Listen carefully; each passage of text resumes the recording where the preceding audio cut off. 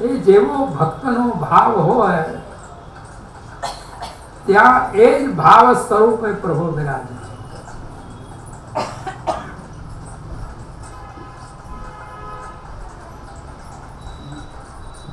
મર્યાદા માર્ગમાં એક સ્વરૂપની પૂજન બધા કરી શકે, એક સ્વરૂપની સેવા બધા કરી શકે. પણ પુષ્ટિ માર્ગના અંદર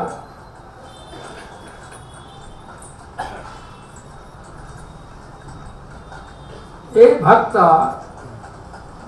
એ સ્વરૂપની સેવા વ્યક્તિગત કરે છે.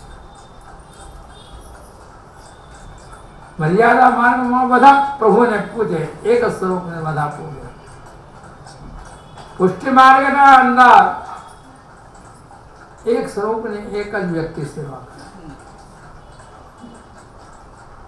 આજકાલ તો બહુ વિચારણીય વિષય થઈ ગયો છે. આજકાલ તો એવું ચાલી રહ્યું છે કે એ સ્વરૂપની સેવા કરવાને માટે લડાલડી થાય. સ્વરૂપની સેવા કરવાને માટે પોતાનો અધિકાર જતાવે કે આ અમારો અધિકાર છે. અધિકારથી પુષ્ટિ માર્ગમાં સેવા છે ક્યાં? અહીંયા તો ભાવથી સેવા છે. જો તમારો ભાવ હોય અને સેવાના માટે તમે લડતા હો તો ઠાકોરજી સેવાના માટે તમારા માટે બીજું સ્વરૂપ ધારણ કરીને આવી જાય પુષ્ટિ માર્ગમાં. પણ અહીંયા તો મર્યાદા માર્ગ જેમ જે મર્યાદા માર્ગના મંદિરોમાં જેમ થાય છે ને, તો કે આ પૂજારીની આટલા દિવસની સેવા અને આ પૂજારીની આટલી દિવસની સેવા, એવું આ પુષ્ટિ માર્ગમાં ચાલી રહ્યું છે. મારે કેવું ન જોઈએ. એ સેવા કરવાને માટે ગોસ્વામી માર્ગો વળે છે. તો અમારે એટલા દિવસો છે, અમારા એટલા દિવસો છે. ત્યાં પુષ્ટિ માર્ગ રહ્યું ક્યાં? એને પૂછો તો ખરા. કયા પુષ્ટિ માર્ગમાં એવો સિદ્ધાંત છે તો કે એક જ સ્વરૂપની બધા સેવા કરે અને એને જ પ્રધાન માનવામાં આવે? અહીંયા તો સર્વાત્મ ભાવ રૂપી જે છે એટલે બધાને ઘેર પ્રભુ બિરાજે છે. જે આપણે પદ્મનાભદાસની વાર્તામાં સ્પષ્ટ છે કે પદ્મનાભદાસ જે હતા એ એમની સેવા કરતા મથુરેશજીની, અને મથુરેશજીની સેવા એ જે એમની જે તુલસા જે હતી એ પણ મથુરે સેવા કરે. પણ પદ્મનાભદાસનો બીજો ભાવ અને એનો બીજો ભાવ, એનાથી મથુરેશજી એ તુલસાના માટે બીજું સ્વરૂપ ધરીને બિરાજ્યા. કેમ કે એનો ભાવ જુદો હતો, એનો ભાવ જુદો હતો. એથી એમ સિદ્ધ થાય છે કે પુષ્ટિ માર્ગમાં જે સેવા છે એ વ્યક્તિગત છે અને વ્યક્તિગત ભાવથી જ પ્રભુ ત્યાં બિરાજે છે. એટલે એકના માથે જે સ્વરૂપ બિરાજતા હોય એ બીજાને સેવા કરવું, એમાં જે એનો જે ભાવ જે છે એ ત્યાં પૂરો થતો નથી. એટલે જો સર્વાત્મ ભાવ જો આપણા અંદર હોય તો એ સ્વરૂપમાંથી બીજું સ્વરૂપ પ્રગટ થઈને આપણે ત્યાં બિરાજે. પણ એ પુષ્ટિ માર્ગ નથી, એ મર્યાદા માર્ગ છે. મર્યાદા માર્ગમાં જેવી રીતે પોતે પૂજારીઓ આપસમાં લડે છે કે મારી 8 દિવસની સેવા છે, મારી 1 મહિનાની સેવા છે, એવી રીતે આજકાલ પુષ્ટિ માર્ગમાં ચાલી રહ્યો છે. એને પુષ્ટિ માર્ગ કહેવાય કે મર્યાદા માર્ગ કહેવાય?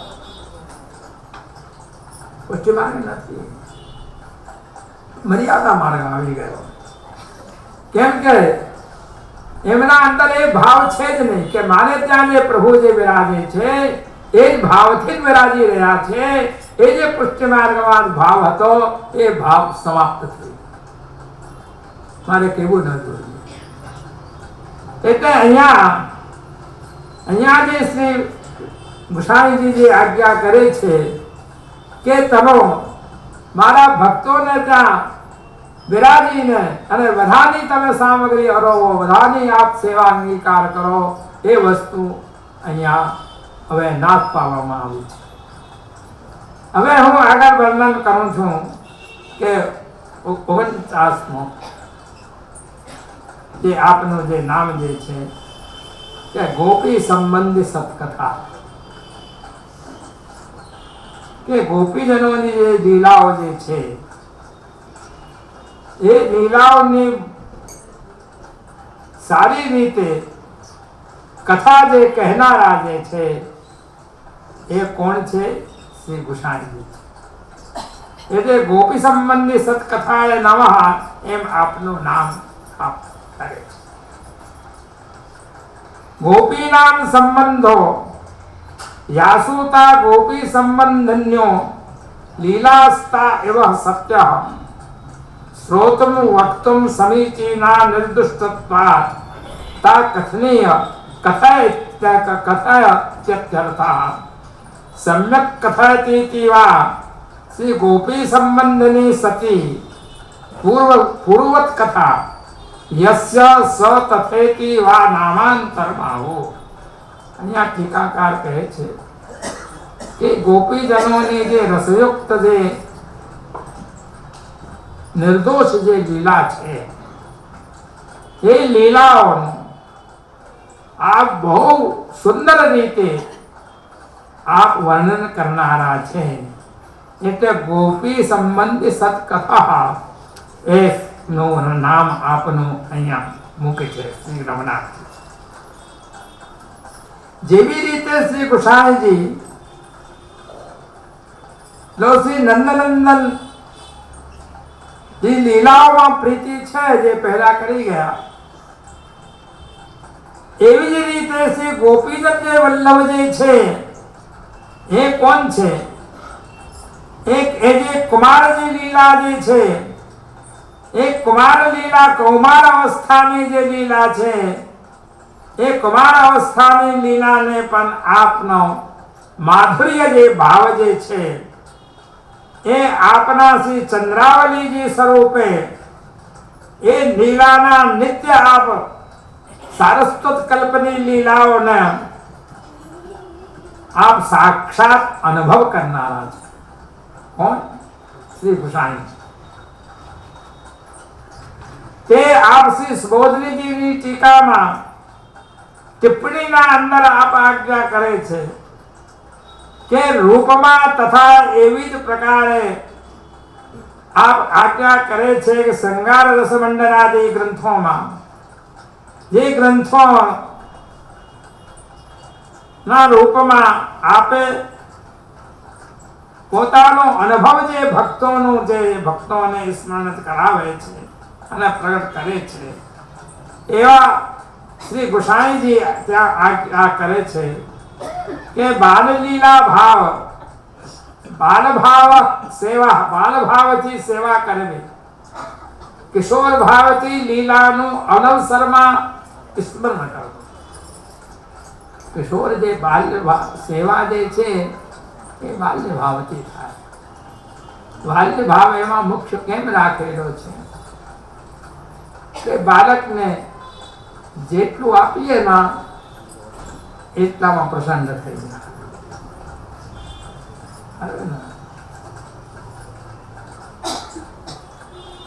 કિશોર થોડુંક આપવામાં પ્રસન્ન ન થાય. ભગવાન જે છે થોડુંક આપણે સમર્પણ કરીએ તો એને પણ પ્રસન્નતા પૂર્વ પોતે અનુભવે છે.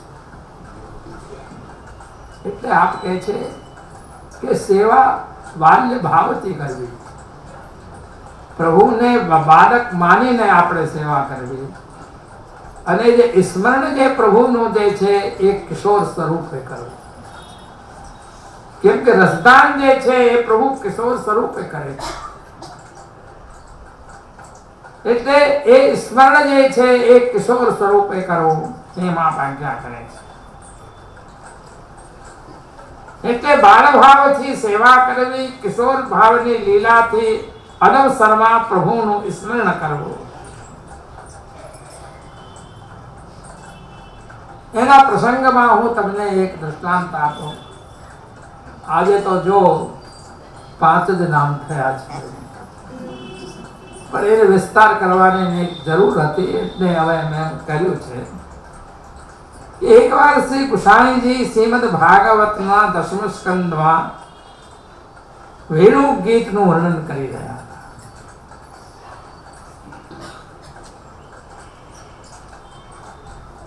એ વેણુ ગીતના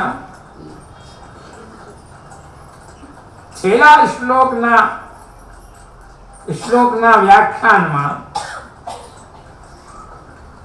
આપ વ્યાખ્યાન કરી રહ્યા હતા. ત્યારે એ વ્યાખ્યાન કરતા એ છેલ્લા શ્લોકનું વ્યાખ્યાન કરતા આપને મધ્યરાત્રિ એટલે રાતના 12 વાગી ગયા.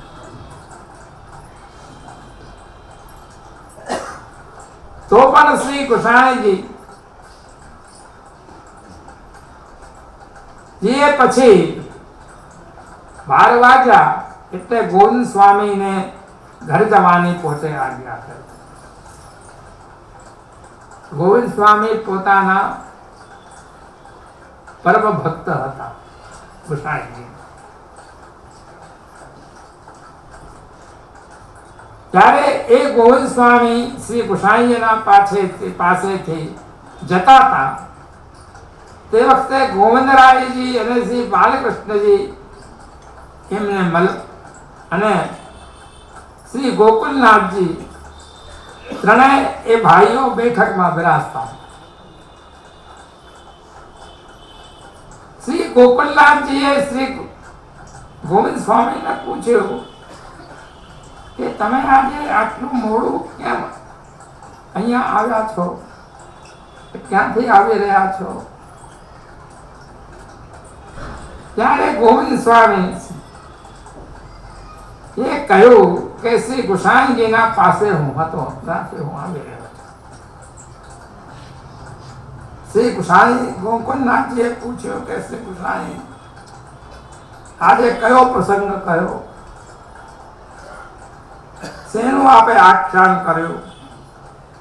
ત્યારે ગોવિંદ સ્વામીએ કહ્યું વેણુ ગીતનો અંતિમ જે શ્લોક જે છે એ શ્લોકનું વ્યાખ્યાન આજે શ્રી કુશાણીજીએ કરેલું.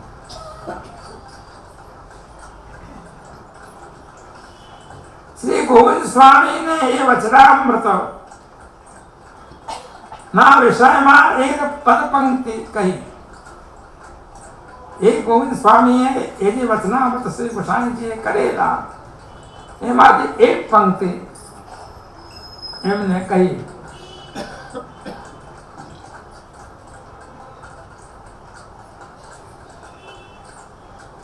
જ્યાં કહ્યું આપની જે વાત જે છે એ પોતે કરે છે.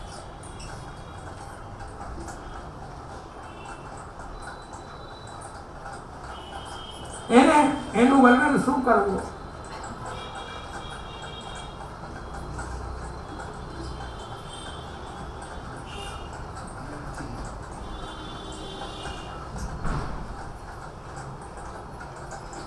આપને જે વાત છે આપ સ્વયં કરે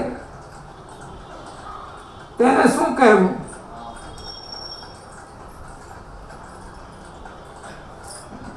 એ જ્યારે કહ્યું ત્યારે આ પ્રકારે શ્રી કુશાણીજી ગોપીજનોના જે રસાત્મક જે કથા જે છે એ રસાત્મક જે કથા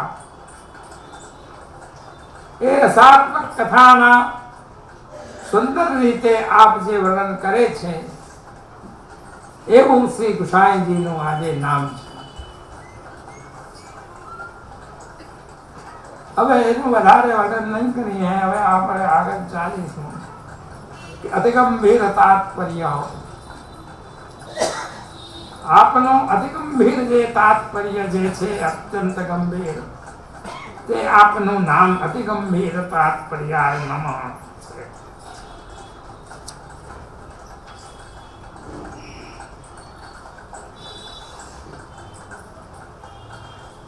ત્યાં આપ કહે છે કે અતિશય ગંભીર તદસ્પર્શી हि તાત્પર્ય અભિપ્રાયો હોય સ કથા ભક્તે તરેષામિતિ શેષ નામાંતરમ. કે આપનું જે તાત્પર્ય જે છે તે તાત્પર્ય જે અભિપ્રાય જે છે એ અત્યંત ગંભીર છે. આપનો જે અભિપ્રાય જે છે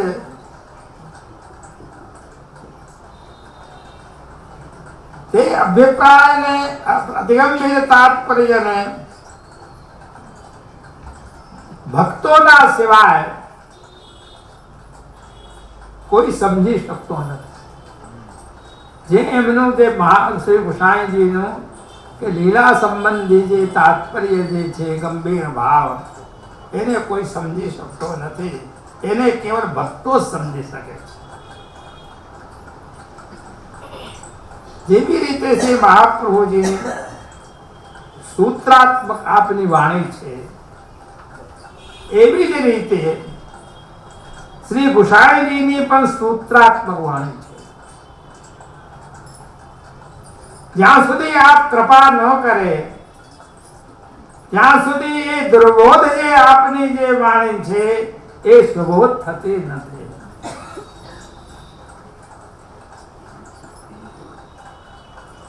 અને જ્યાં સુધી વાણી સમજાય ને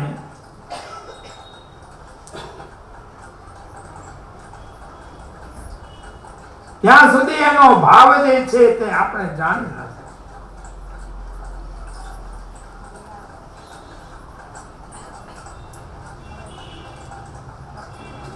તેથી એ દ્રવોધ વાણીને આપ સુબોધ ન કરે ત્યાં સુધી એ વાણી આપને સમજી શકાતી નથી. દ્રવોધ વાણી જેવી રીતે પ્રભુની છે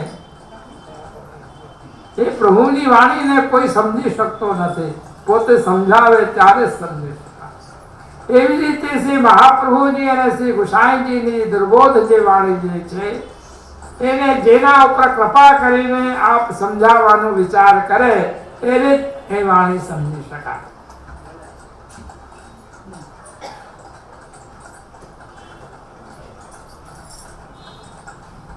આ પ્રકારે આજ્ઞા કરે છે કે જેમ વેદવાણી જે છે એ પ્રભુની વાણી છે અને એ વેદવાણીને પ્રભુની વાણી હોવાથી સભીને એટલે બધાને એનો અભિપ્રાય સમજી શકવામાં સમજાતો નથી. એના અનેક અર્થો કરી દે છે. પણ જેના ઉપર પ્રભુની કૃપા હોય છે એ જે ભગવત રૂપ જે વાણી જે છે એ વાણીને ભગવત વાણીને સમજે છે.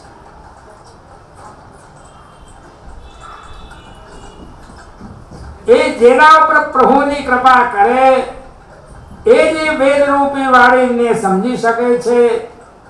એટલે આપ અહીંયા ભગવતીઓ ગાય છે કે જોલો હરિ આપને પે ન જનાવે આપન પે ન જનાવે તોલો यह मार्ग को सिद्धांत पढ़े सुने नहीं આવે. કે જ્યાં સુધી પોતાના માર્ગને પોતે ન સમજાવે ત્યાં સુધી એને સમજમાં આવતો નથી. ભલે એ પડેલો હોય અથવા ઘણું સાંભળ્યું હોય તો પણ જ્યાં સુધી ભગવત કૃપા એના ઉપર ન થાય ત્યાં સુધી એ વાણીને સમજી શકતો નથી. ગૂઢ વાણીને એવી જ રીતે મહાપ્રભુજી શ્રી ગુસાઈજીની જે ગૂઢ વાણી છે એને એ સમજી શકે છે કે જેના ઉપર એમની કૃપા થાય.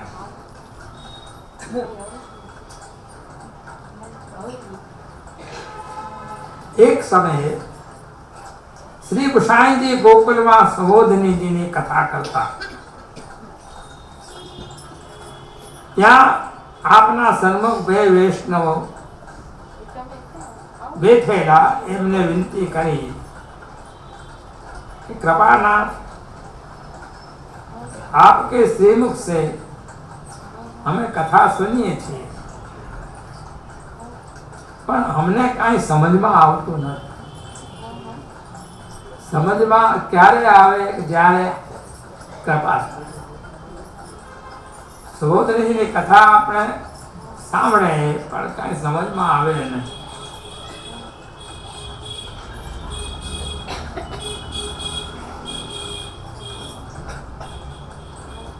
એનું શું કારણ? કથા સાંભળી તો ખરી પણ કાંઈ સમજમાં ન આવ્યું. એનું કારણ શું? ત્યારે શ્રી કૃષ્ણજીએ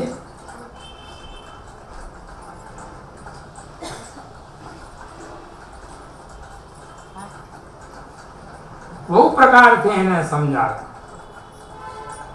તો પણ એ બે વૈષ્ણવને કાંઈ સમજમાં આવ્યું નહીં. ત્યારે આપશ્રી આજ્ઞા કરી કે તમે બે જણા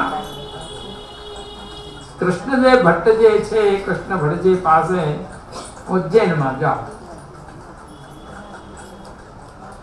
એ તમારો સંદેહ નિવૃત્ત કરશે. હવે જો પોતાના વાણીનો અભિપ્રાય શ્રી કૃષ્ણજી પોતે સમજાવે તો પણ સમજી શકતા નથી. એ ત્યાં શું છે?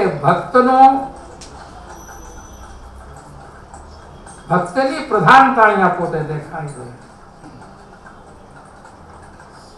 અને પોતાની વાણીને પોતે સમજાવે છે તો પણ નથી સમજમાં આવતું એટલે કૃષ્ણ ભટ્ટને ત્યાં મોકલે છે અને એના દ્વારા એ વાણીને સમજાવે છે. એટલે એમની મહત્તા આપે છે.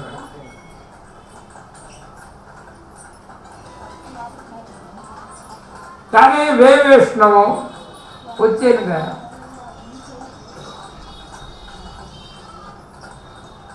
શ્રી કૃષ્ણદેવ ભટ્ટ જે હતા ત્યાં તે વખતે રાજભોગ પ્રભુને ધરીને પોતાનો જપ ઇત્યાદિ પાઠ કરી રહ્યા હતા. વૈષ્ણવ કૃષ્ણ ભટ્ટે વૈષ્ણવો જોઈને એમને આદરપૂર્વક બેઠા. એમને ત્યાં પોતાના પાસે બેઠા રહ્યા અને અનાયાસ શ્રી કૃષ્ણદેવ ભટ્ટ જે છે એ ભટ્ટને શ્રીમદ ભાગવતનો એક શ્લોક કહ્યો. શ્રીમદ ભાગવતનો એક શ્લોક કહ્યો